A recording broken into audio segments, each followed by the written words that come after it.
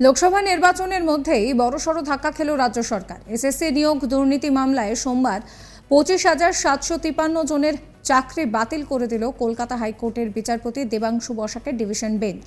2016 সালের প্যানেলে চাকরি পেয়েছিলেন তারা। প্যানেলের মেয়াদ শেষের পরে যারা চাকরি পেয়েছেন তাদের বেতন ফেরত দিতে হবে, এমনই নির্দেশ দিয়েছে হাইকোর্ট। 281 পৃষ্ঠার রায় পড়ে শুনিয়েছেন বিচারপতি বসাক। এক নজরে এবার দেখে নেওয়া যাক কি কি রয়েছে সেই রায়। 2016 সালের এসএসসির পুরো প্যানেল বাতিলের নির্দেশ হাইকোর্টের। 17 রকমভাবে বেআইনি হয়েছে গোটা নিয়োগ প্রক্রিয়ায়। জাল ওএমআর শিট ব্যবহার করা হয়েছিল।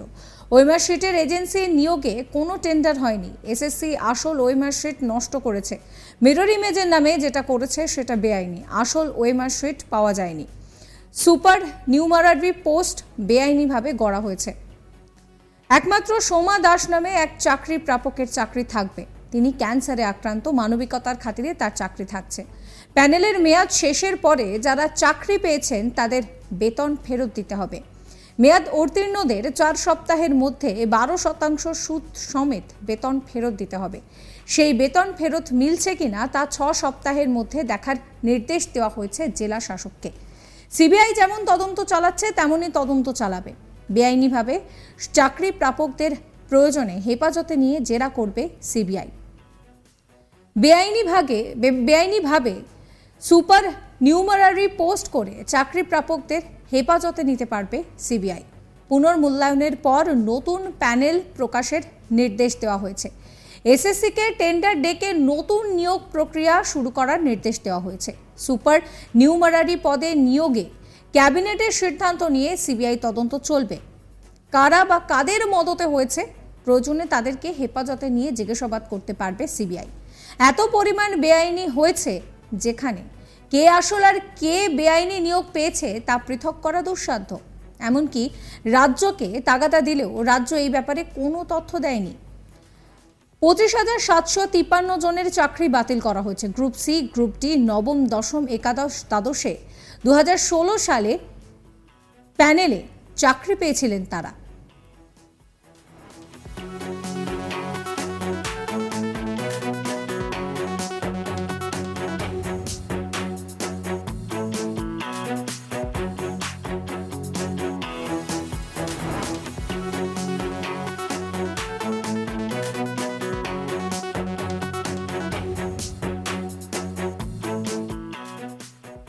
আপনাদের শোনাবো আইনজীবী ফেরদৌস শামীম কি বলছেন।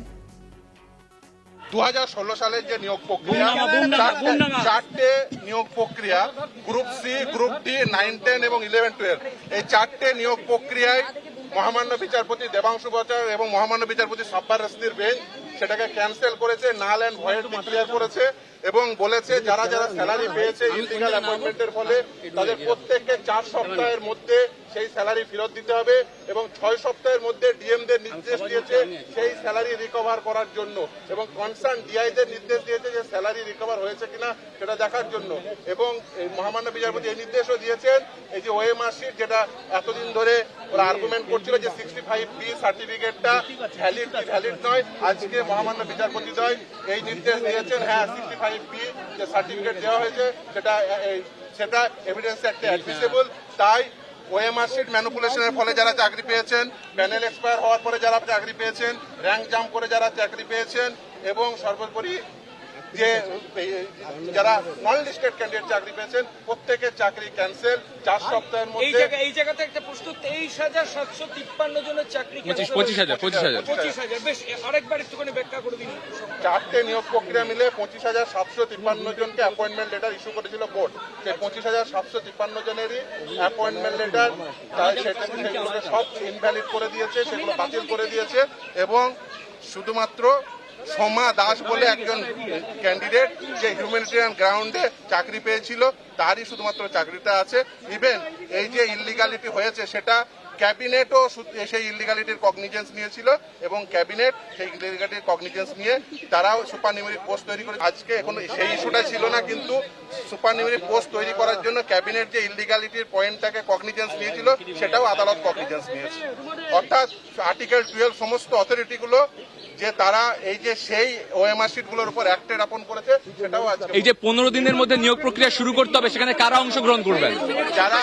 যারা অংশগ্রহণ করেছিল, নতুন এসএসসি কে নির্দেশ দিয়েছে তারা আবার নতুন এজেন্সি অ্যাপয়েন্ট করে তারা আবার। সেখানে কি এই বঞ্চিতরা যারা রাস্তায় বসেছিলেন তারা পারবেন? নিশ্চিতভাবে সেই জন্য এই লড়াই তো বঞ্চিতদের এই চান্স দেওয়ার জন্য, তারা সুযোগ দেওয়ার জন্যই এই লড়াই, এবং তারা এই বঞ্চিতরা নিশ্চিতভাবে আশা করব পূর্ববর্তী শূন্যপদ থাকবে নাকি শূন্যপদ রেখে দিতে হবে? অবভিয়াসলি পূর্ববর্তী শূন্যপদ থাকবে। 24,640টি যেটা শূন্যপদ ছিল 4টে নিয়োগ প্রক্রিয়ায়, সেই শূন্যপদই থাকবে। নিয়োগ প্রক্রিয়ায় কি ইন্টারভিউ হবে নাকি রিটেন হবে? সেটা এসএসসি অ্যাডভার্টাইজমেন্ট দেবে, এসএসসি আপলোড করুক, অর্ডারটা পুরোটা আপলোড হোক, তাহলেই পুরোটা বোঝা যাবে। এখনো পর্যন্ত যা মহামান্য বিচারপতি পড়ে দিয়েছেন সেইগুলো 9টা ইস্যু ফ্রেম করেছেন। যে প্রথম ইস্যু ছিল জুরিসডিকশন পয়েন্টে, তারপরে ছিল মেনটেনেবল পয়েন্টে, তারপরে ছিল এক্সপায়ারি অফ দ্য প্যানেল, তারপর 19 সেপ্টেম্বর 2022 সালের যে সার্টিফিকেট দিয়েছিল 65B, সেই সার্টিফিকেট ভ্যালিড কি ভ্যালিড নয়, প্রতিটি পয়েন্ট ওএমআর শিট আপলোড হয়েছে। সেই ওএমআর শিট আপলোডের পয়েন্টে রিভোকেশন রুল 17 ইনভোক করে যে রিভোকেশন, সেই পয়েন্টেও সমস্ত ইস্যু ফ্রেম করে মহামান্য বিচারপতিদের আজকে নির্দেশ দিয়েছেন পুরো নিয়োগ প্রক্রিয়া নালান। 4 সপ্তাহের মধ্যে বলেছেন যে এই টাকাগুলো ফেরত দিতে, 4 সপ্তাহের মধ্যে। প্রসঙ্গত, বঙ্গ রাজনীতিতে সবচেয়ে আলোচিত বিষয় শিক্ষক নিয়োগ দুর্নীতি। স্কুল সার্ভিস কমিশনে শিক্ষক ও অশিক্ষক কর্মী নিয়োগ নিয়ে বিরাট দুর্নীতির অভিযোগে বিদ্ধ পশ্চিমবঙ্গ সরকার। বিরোধীরা বারবার নিশানা করেছে রাজ্যের শাসক দলকে। অন্যদিকে অযোগ্যদের চাকরি বাতিল ও যোগ্যদের নিয়োগের দাবিতে 1135 দিন ধরে লাগাতার আন্দোলন চলেছে গান্ধী মূর্তির পাদদেশে। শাসক দলের মন্ত্রী নেতা তাদের সঙ্গে একাধিক বৈঠক করে সমস্যার সমাধানের পথ খুঁজলেও আদতে সমস্যার সমাধান হয়নি। সেই এসএসসি নিয়োগ দুর্নীতি মামলায় সোমবার 22 এপ্রিল রায় দিল কলকাতা হাইকোর্টের বিচারপতি দেবাংশু বসাক এবং বিচারপতি মোহাম্মদ সবর রশিদির ডিভিশন বেঞ্চ। সুপ্রিম কোর্টের নির্দেশ অনুযায়ী কলকাতা হাইকোর্টের বিচারপতি দেবাংশু বসাক এবং বিচারপতি মোহাম্মদ সবর রশিদির বেঞ্চ গত ডিসেম্বর মাস থেকে এসএসসির মামলাগুলির শুনানি শুরু করেছিল। প্রায় 3.5 মাস ধরে চলে শুনানি। গত 20 মার্চ শুনানি শেষ হয়। তারপর রায় ঘোষণা স্থগিত রেখেছিল উচ্চ আদালত। সুপ্রিম কোর্ট এসএসসির এই চাকরি বাতিলের মামলা হাইকোর্টে ফেরত পাঠিয়েছিল। হাইকোর্টের বিচারপতি দেবাংশু বসাক এবং বিচারপতি মোহাম্মদ সবর তাদের এই ডিভিশন বেঞ্চকে 6 মাসের মধ্যে মামলার শুনানি শেষ করার নির্দেশ দেওয়া হয়েছিল সুপ্রিম কোর্টের তরফে।